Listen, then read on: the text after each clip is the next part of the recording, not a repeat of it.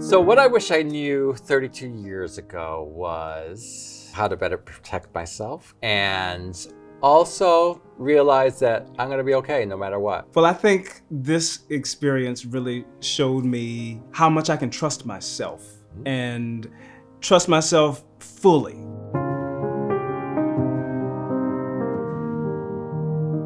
HIV, that was probably one of my biggest fears. I got it from my ex-partner. We had a conversation about this and he swore up and down that he was negative. And so I went to get checked and then my results came back positive. He had full-blown AIDS. When I zero converted, it was a long time ago, it was 1989.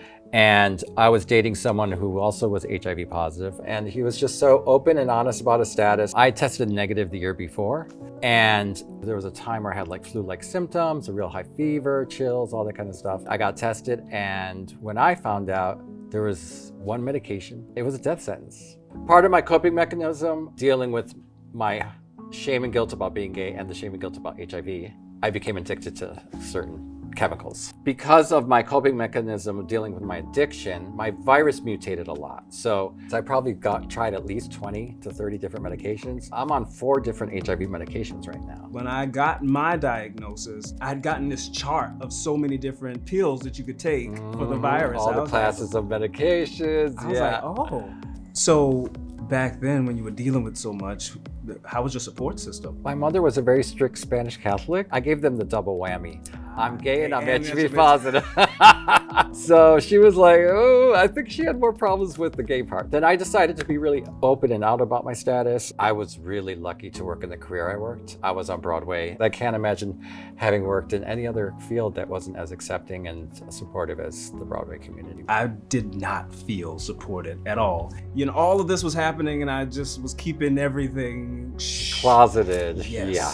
Then 2020 hit. And what I started doing on TikTok was I started just saying inspirational messages. Nice. But then I actually disclosed my diagnosis on my TikTok page for the first time. How did that feel? Groups of people I didn't even know exist really embraced me in a way that I wanted to be embraced. And I never really felt that before. So COVID was a little different experience for me.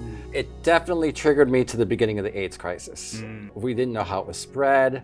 There was a lot of shame and guilt about it. And the first 6 months I was doing okay, but that isolation was really, really hard. What do you want people to know from someone who's diagnosed with HIV? Well, one, it's not a death sentence.